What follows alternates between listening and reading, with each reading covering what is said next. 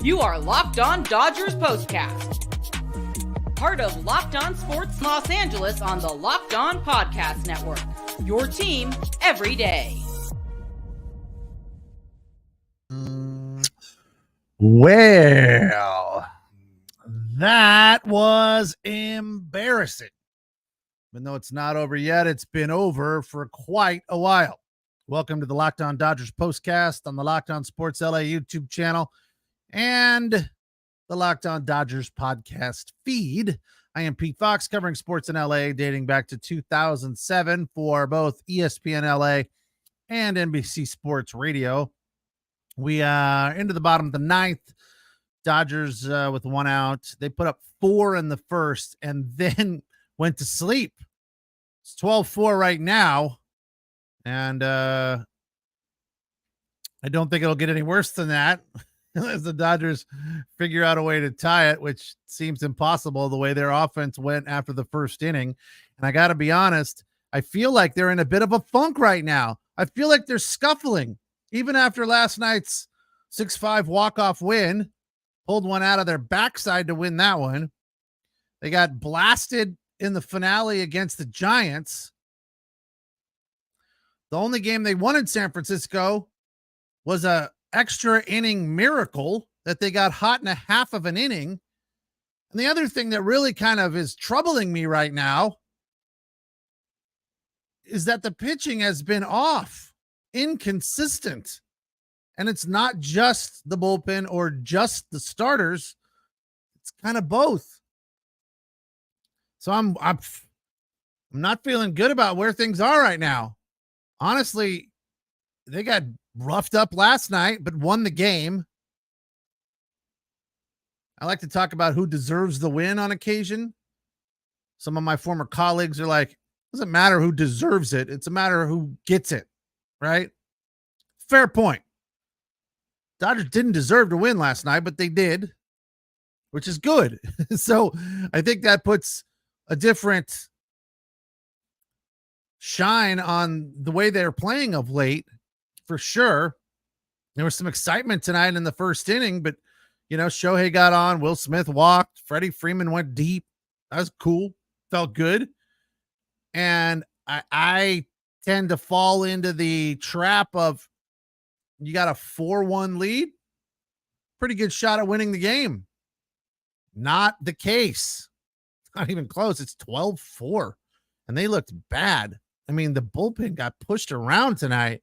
And what is up with this Diamondbacks team? I mean, they're not very good, but they show up against the Dodgers. And this Christian Walker character, here's an idea. Pitch around him. God. 2 home runs tonight. 7 in 8 games against the Dodgers. 16 at Dodger Stadium in his career. Do you need any more evidence that he has it figured out at Dodger Stadium? When that guy's up, I mean, granted, the last home run didn't matter. I mean, Dodgers were done at that point. That was a 3-run shot. It was 9-4 before that. I mean, they were out of this game for a long time. I mean, 2 hits, I think, after the first inning. 2. So I don't know what's going on with that. Like, hey, we put up some runs early. They come out ready. They perform, and then just kind of you just don't do anything. Nando thinks they left Stone out there too long. Is that a good point? I think it is. I think you're right. 4 runs on 7 hits. He only went 3. Is that too much? I mean, at that point, game was tied. I guess, maybe. I don't know, Nando. I'm just beside myself right now. Just kind of stunned. Freaking Diamondbacks. I feel like we saw this in May, didn't we? You guys were saying, better not bump into them in the playoffs again, or it's going to be the same thing we saw last year. And I don't know that you're wrong. 3 games under 500, about to be 2 games under 500. The Diamondbacks are. 16 hits tonight. 16 hits. Stone was 7. Yarbrough went 2 2/3, gave up 2. Johan Ramirez, 2/3 of an inning, gave up 3 hits, got pulled out in the middle of an at-bat. That was bizarre. The Dodger announcers tonight were Joe Davis and Eric Karros. And Eric Karros, who you know is a big-time Dodger homer, I get it, was giving Dave Roberts kudos for pulling out Johan and bringing in Banda in the middle of a frame and got out of a jam because of it. I'm like, okay, sure, that's decent managing, but to what end? Who cares? That's the tree falls in a forest thing. Yeah, I mean, okay, Dave Roberts did some nice managing there. I'm okay with that. I'll give him credit for that, but so what? You know? Hey, good job managing in a 12-4 loss. Doesn't matter. It's irrelevant. You know? That's like the Dodgers are down 5 or 6 runs and the bullpen goes scoreless. It's like, okay, cool, but so what? You gotta get some hits. You gotta score some runs. Now, it is a fair point that they're down, dealing with injuries. Mookie's out. It's nice to hear him in the booth tonight. Got some insight from him. That was pretty cool. Obviously, Max Muncy's still out. Max Muncy's the guy that can hit the ball out of the yard. He's not a big average guy. I know you guys like to push back on, so what if Max Muncy's out? No, it's something. I think the Mookie thing is probably a bigger deal. And the pitching has been so solid out of the bullpen, especially, that it's going to happen, right? You can't keep that up. They're not going to pitch great every single night. This type of stuff is going to happen. I guess I'm a little bit more worried about the fact that when they put up runs, they seem to just cash it in and go to sleep. I just realized my camera is a tad bit askew. You don't see my pennants behind my head. You know, that's very, very important here on the Dodger POSTCAST. By the way, the Dodger POSTCAST tonight is brought to you by our friends at Prize Picks, the easiest and most exciting way to play daily fantasy sports. Go to prizepicks.com/lockedonmlb and use the code, all lowercase, LOCKEDONMLB for a first deposit match up to $100. It has just gone final as the Dodgers get shellacked by the Diamondbacks 12-4. Just an embarrassing loss. Texted a friend that is in the Phoenix area. You know, not a huge Diamondbacks fan, but when you live in Phoenix, it's hard not to be, especially when they went to the World Series last year. And their response was, I don't see the problem. I was like, well, I texted you when it was 4-1 Dodgers. So I feel partially responsible for this outcome here. 12-4 the final. Dodgers now 53-33. 26-16 at home. Oh, wait, they haven't updated that yet. That was what it was last night. So 53-34. Diamondbacks, as I said, still under 500, 42-24. I am Pete Fox. Thanks for joining me here. This is the Locked On Dodgers postcast. The Locked On Dodgers post-mortem tonight on the Locked On Sports LA YouTube channel and the Locked On Dodgers podcast feed. We'll hit the break, come back, and get through a shortened Diamond Dogs list tonight.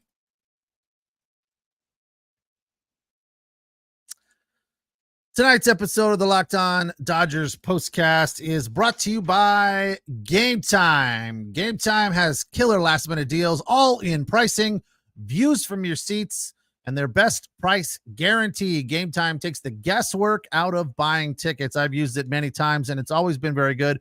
Another thing that you can feel confident and good about is that it's secure. You're not getting fake tickets, and it's very simple. You know, they send you a what are those things called? A UPS code or whatever, UPC code, and you just scan it when you walk into the stadium and you're good to go. It's fast and very easy and a great way to buy tickets. And as I mentioned, the views from the seats thing is really, really cool because you know exactly what you're getting. Like, for example, tomorrow, 4th of July, surprisingly, Dodger tickets from around $60. There's also LA Galaxy tickets on there for around $50, and easy peasy. So give it a look. Take the guesswork out of buying tickets with Game Time. Here's how you do it. You download the Game Time app, create an account, add the user code Locked On for $20 off your first purchase. Terms apply. Again, create an account and redeem the code Locked On, LOCKEDON, $20 off your first purchase. Download Game Time today. Last minute tickets, lowest prices guaranteed. If you wait like right up to an hour before the game, you can save up to 60%, which is a great bargain. Also, tonight's show brought to you by our friends at Prize Picks. What is Prize Picks? Well, it's a great way to make a game like tonight a little bit more interesting. America's #1 fantasy sports app with over 3 million members. They are the easiest and most exciting way to play DFS. It's just you against the numbers. You don't have to worry about facing off against other pros. It's just you against the players' statistics for the night. You pick more, you pick less on 2 to 6 players and their stat projections, and watch the winnings roll in. They also have the demons and the goblins. Demons pay a little bit more and harder to hit. Goblins pay a little bit less, but they're easier to hit, and you can throw them into like a 3 or a 4 pick, and that will then add to your winnings. They have promotions like lowering the stat projections on Tuesday and getting your entry fees back if you lose on Fridays. Quick deposits and easy withdrawals, also a big reason I like Prize Picks. My initial deposit was super painless and hassle-free. Prize Picks is available in more than 30 states, including California, Georgia, and Texas. So go to prizepicks.com, use the code LOCKEDONMLB, and you'll get a first deposit match up to $100. prizepicks.com/LockedOnMLB, and use the code LOCKEDONMLB for a first deposit match up to $100. Pick more, pick less. Prizepicks.com. It is that easy.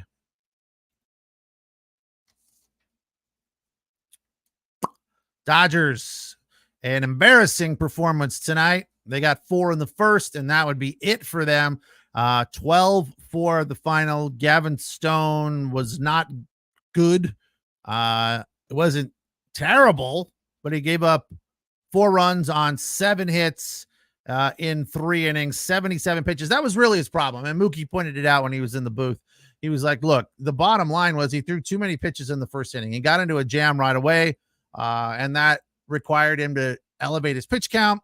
And then, they got through the lineup the first time through fairly quickly. They scored a run in the first. So the second time through the lineup is always, generally speaking, it's always better second time through the lineup when you're facing somebody. So that's what happened tonight. They got through the first time against him pretty easily. And then by the second time, they felt more comfortable, and you could see it, posting 16 hits, 12 runs, and they scored in every inning except the second and the 7th. 1-3, 1-1, 2-1-3. That is almost a picket fence right there. But they also put up multiples, which that was just tough. I mean, the Dodgers just had, this is one of those ones where it felt like there was just no fight in the dog, right? They didn't care. Whatever, we're done here. This game is gone. No point in getting stressed about it. I guess some other good news as we get to the Diamond Dogs list. Freddie Freeman had a nice night. On base 4 times, walked twice, 2 hits, 3 RBI, including a 3-run shot in the first inning. Fastball right down Main Street. He took advantage of it, launched it straightaway center field, 397 feet. It came on a 2-0 count, and it made the score 3-1 at that point. And then right on his heels, back-to-back jacks. Teo goes deep, a 389-foot shot. It was a 2-1 sweeper that didn't do a whole lot of sweeping. It made it 4-1. And then that was it for the scoring. Miggy, the next hit for the Dodgers came in the 6th inning. It was a double And for number 2, Freddie Freeman, again, a base hit to right in the 8th inning. So that's pretty much it for the Dodgers offense. And it's just, I don't know if we should be upset about this, if we should be frustrated. The bottom of the lineup continues to struggle. They had been better. They had been okay. And, I defended them, and here we are again, multiple nights in a row where they didn't do anything. Chris Taylor 0 for 3, Gavin Lux 0 for 1, Vargas 0 for 2, Kike pinch hit 0 for 2, Jay 0 for 2, Pajes did have a hit. Kevin Biggio was 0 for. I don't think he actually had an at bat. I don't know why he's in the lineup. That's kind of weird. Will Smith 0 for 3, did score a run after walking in the first. And then Shohei, 319 average because he went 1 for 4. That hit in the first was a single, and that would be it for him. He had a fairly quiet night, struck out once, and really not much else to show for the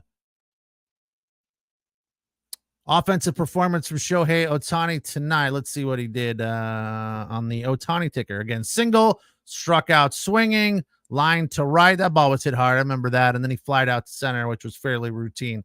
So, again, they can't do it every single night. And that goes for the offense. That goes for the pitching. So I just feel like this Diamondbacks team, which is not a very good team, shows more fight. Right? I feel like that happens with the Padres when they show up to face the Dodgers. Diamondbacks for sure. The Rockies have more fight, but fortunately, they're not a very good team, last in the West. So even though they've been battling the Dodgers when they play, the Dodgers still come out on top because they're a far superior team. So I just look at it and I say, what can the Dodgers do to kind of find a little fight? Is this just a fact that we're, early in July and this is officially the dog days? It'll get doggier in August, but right now, this month is a tough month for the Dodgers. Now, the Arizona Diamondbacks are not a big threat for them in the West, so maybe they don't feel the need to get up. Padres did win tonight, so they gained a game. Let's see where they are. Dodgers are now 7.5 up on the Padres and 10.5 up on the Diamondbacks after the win. So that's a comfortable lead. Nothing to get too stressed about, but I do have to wonder and say, okay, well, after this, Brewers are in town. Brewers are 52-35. They're a damn good baseball team, and this could be good for the Dodgers because they'll get up and they know they have to play for this team. Play for themselves rather to beat this team, or it could be a wake-up call like, hey, the Brewers come in and push them around. Without a doubt, it feels like that could be a playoff matchup for the Dodgers. Brewers are 7 up on the Cardinals in the West. I'm sorry, the Central. So anything's possible there, but it does feel like they'd have to really fall apart at this point to not be a playoff team.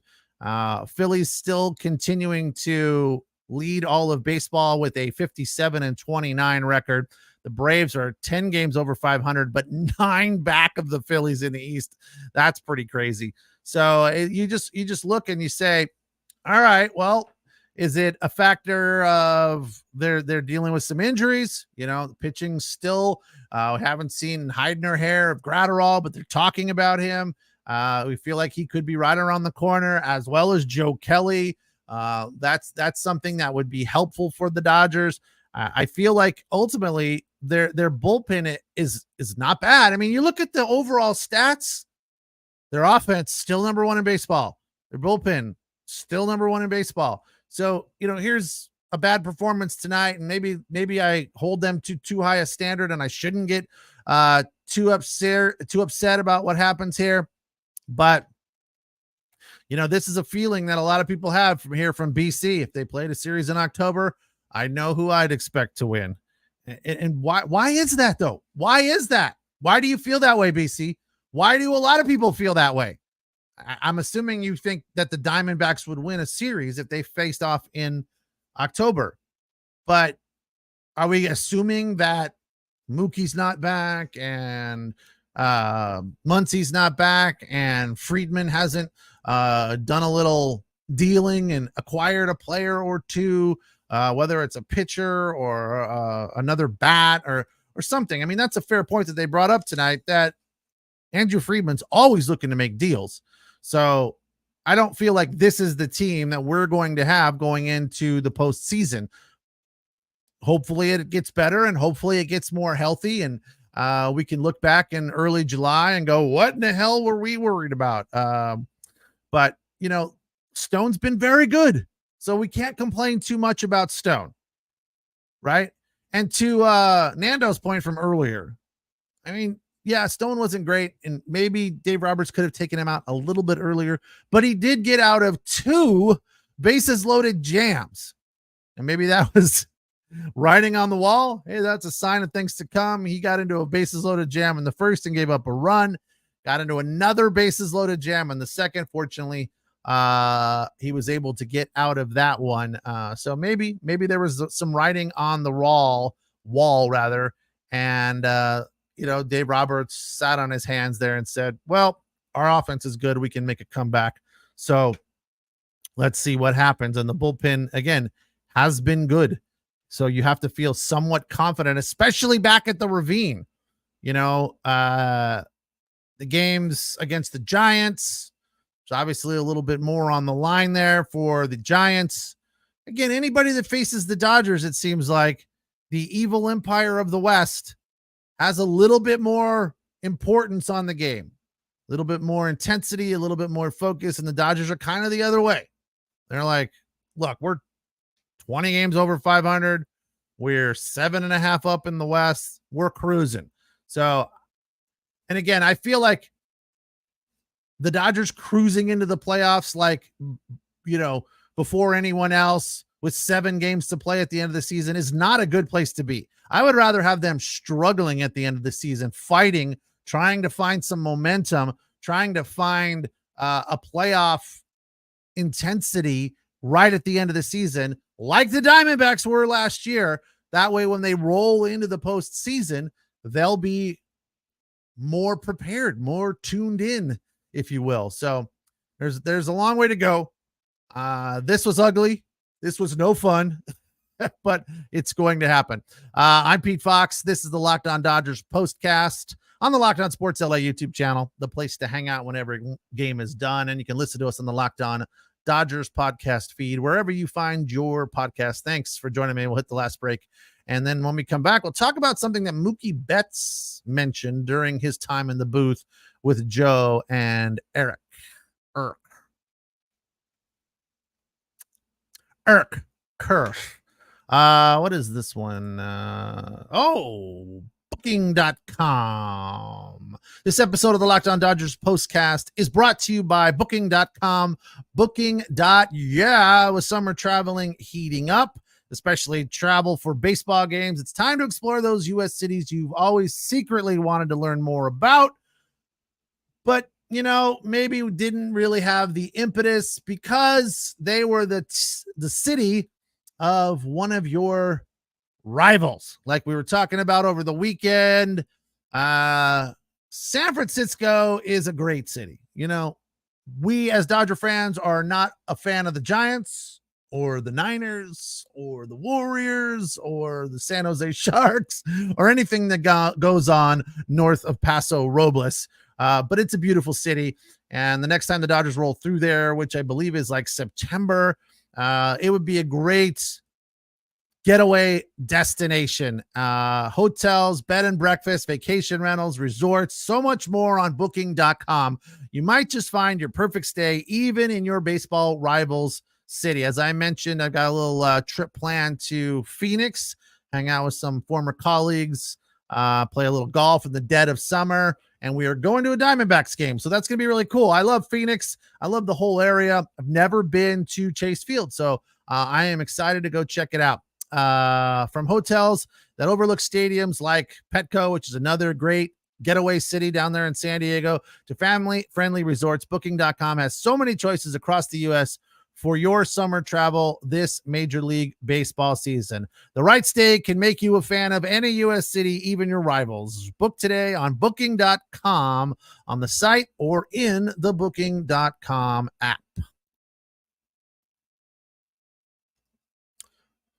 Dodgers fall 12-4, an embarrassing loss. They put up 4 in the first and then completely went to sleep after that, and nothing else to show for their offensive performance except a couple of base hits. Mookie made a point while he was sitting in the booth with Joe and Eric that good hitters make solid contact. And that's kind of, they said to him, what do you see in a good hitter? And he said, look, most of the guys that are at this level are good hitters. They can hit home runs. They can make contact, but a really good hitter, and what I look for kind of on a regular basis, is somebody that makes solid contact, squares the ball up more frequently than not. And I've talked about that a little bit. I agree with that completely. I mean, he used himself as an example. He's like, look, I can hit the ball almost anywhere it is in the zone, but my goal is to make good contact and hit the ball hard. And that's something that Will Smith does too. I started thinking about Shohei Ohtani because Shohei Ohtani, obviously a great hitter, 319 batting average. But I thought about that to put him into that model. Does Shohei Ohtani make good contact? And I'm like, yes and no. I mean, there are obviously when he makes good contact, it is a moonshot and it's a home run more times than it's not. But there are plenty of times when he doesn't make good contact. So he's he strikes out a fair amount. I think I get caught up on the fact that when he strikes out, he looks really, really ugly. But the fact is that Shohei Ohtani makes good contact more often than not. And he's not a guy that strikes out a lot. Obviously, you can't strike out a lot and have a 319 batting average. And again, like today, 1 for 4, only 1 strikeout. So it's a fair point to say that good hitters make good contact. And another example on the contrary to that, as you guys have started back in on Chris Taylor, and what we saw tonight is the real Chris Taylor. He's been good over his last 10 games with a batting average over 400, but still a 162 average on the season, and struggling again to find good contact. Hit the ball hard tonight once, I believe. Gavin Lux is another one, 217 batting average. I feel like he has had some bad luck, hits the ball hard, but there are times when he doesn't. His contact ratio is probably fairly low. Gavin Lux strikes out a fair amount, but he's also had a little bad luck. Kike's another guy that makes good contact fairly regularly, but strikes out a bit. So it's a valid point, right? That you put the ball in play. And this is when I get frustrated, like a game like tonight where the Dodgers scored 4 in the first and then fell asleep and didn't do anything offensively after that. It's like, where's the fight? Put the ball in play some more, make some contact, stop trying to hit so many home runs. So and again, they have improved in that department. I have to give a little bit of credit to Dave Roberts and his staff that they are the whole launch angle, doesn't matter if you strike out thing, is really not as big. I feel like it's less of a factor. Last night they had a sack bunt, which was nice to see. I really enjoyed that. Jeff from Locked On Dodgers has a pointer. Only Aaron Judge has a higher hard hit percentage than Shohei Ohtani in all of Major League Baseball. Definition of good contact. Right. Again, I'm not coming down on Shohei. That's a very good point, and thanks for digging that up. I appreciate it, Jeff. Again, what I get caught up in is when Shohei strikes out, he just doesn't look good. But the fact of the matter is that he makes good contact a lot. Second in baseball to Aaron Judge, which is I would love to know how you found that stat. Jeff, that is some good statistician work right there. But yeah, it's a great point for Mookie Betts. And, obviously he's a guy that does that. He's a guy that makes good contact and puts the ball in play. So he believes himself to be a good hitter, which he is. He's one of the best in baseball. Eric Caro said, again, being a huge homer, that Mookie Betts is the best hitter in baseball right now. Okay, fair point. He is definitely, technically, without a doubt, top 5 in the league, a great hitter because he is very compact, puts the bat on the ball, puts the ball in play, and when he does, more often than not, it is very, very good contact. Definitely need him back in the lineup sooner before later. Dodgers get pushed around tonight in an embarrassing fashion. 12-4 they lose. Gavin Stone went 3, gave up 4 runs on 7 hits, comes away with no decision. Ryan Yarborough took the loss. He's now 3-2. Jarvis, the win for the D-backs. He went 2 1/3, gave up no runs on 1 hit, walked 2, struck out 1. The rubber game of this series tomorrow is at 6:00 at Chavez Ravine, of course. Who's pitching? They said, and now I have forgotten. It is, Landon Knack will take on Zach Gallen. Gallen comes in with a 6-4 record, a 2.83 ERA. Knack is 1-1 with a 2.08 ERA. So a good matchup there. Good stats for both of those guys. Hopefully he can work into the 5th and keep the Diamondbacks off of the bases, and the Dodgers can get the bats going again and win this series. I'm Pete Fox. This is the Locked On Dodgers postcast on the Locked On Sports LA YouTube channel. Thanks for checking me out here. Thanks for joining us, and all the comments are always welcome. You can also listen to us on the Locked On Dodgers podcast feed. That's also where you'll find Jeff and Vince with the Locked On Dodgers Daily Podcast. Thanks a lot. Have a good night. We will talk tomorrow.